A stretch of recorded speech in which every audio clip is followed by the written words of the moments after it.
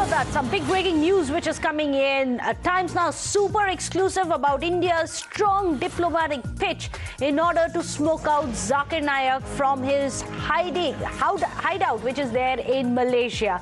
In fact, what we've managed to access is the inside track of what has happened at the UAPA tribunal. UAPA, of course, are the terror charges that Zakir Naik has been facing. So let me go across to Bhavtosh Singh, our senior editor, who joins us with this mega Times Now exclusive. Bhavtosh, you must explain to us what is this latest push that India is making diplomatically to at least get Malaysia to accept that he's hiding there. Well, there was a ban on Islamic Research Foundation, which was extended again in November 2021. Now, there is a UAPA tribunal which asked for Islamic Research Foundation to explain its side of the story, and Zakir Naik, being the trustee of Islamic Research Foundation, submitted a Vakalatnama. Now, when the hearing was taking place yesterday, Tushar Mehta, who was representing the center, objected to the Vakalatnama that was signed by Zakir Naik, saying that there are several rulings from Supreme Court and also judgments that clearly mention that this Vakalatnama that has been signed by Zakir Naik should be verified by Indian Embassy at Kuala Lumpur.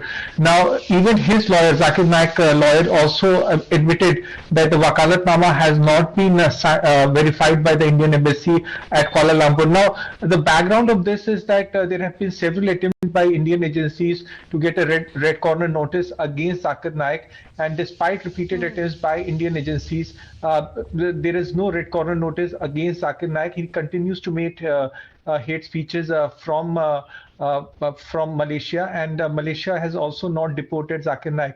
Now, if Indian embassy somehow manages to verify this Vakalatnama that has been issued by Zakir Naik, then India can clearly establish that he's staying there in Malaysia, and then there can be a diplomatic push by India and make sure that somehow Malaysia can at least be asked to deport Zakir Naik.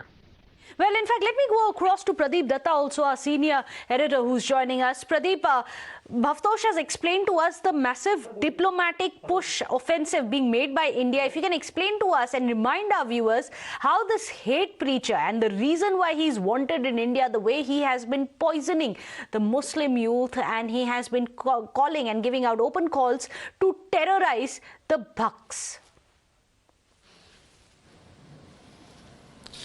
So there are three charges against him. One, that he is spreading hate, that he is trying to divide society, and then second is that about the money laundering, and also in fact indirectly somewhere supporting the terror-related activities. So that is the charge against him. That's one of the reasons that NIA has filed a case. And since 2016, he's gone into hiding. His passport has been propounded by the Indian government, and he is in Malaysia for long. Now, as Bhavtosh was saying, that he has to sign a Vakalatnama because he has to tell his side of the story. Already the government has extended a ban for 5 years for IRF. So the Vakalatnama is signed, has been submitted. So that why Vakalatnama is not acceptable to UAPA. Reason being that he has to verify personally, he has to be in Indian Embassy in Kuala Lumpur, and they have to verify whether this Vakalatnama is signed by him. Reason being that there was a Dhaka blast in which several people were killed. That was the inflection point, because one of the youth came out that time. He said that he got influenced because of his speeches, because often we have seen that he has said that America had been the biggest terrorist. Whosoever is trying to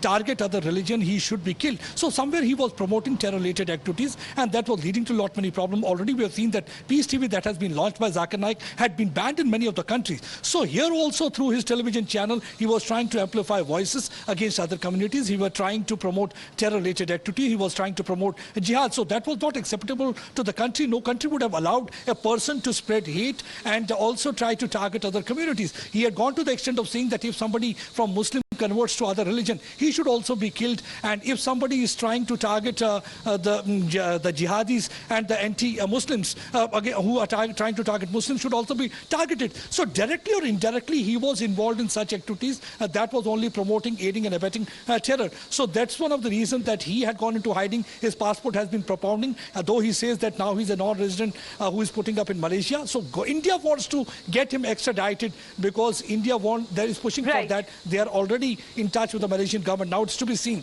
what really next step will be, to what extent government of India is really going to succeed.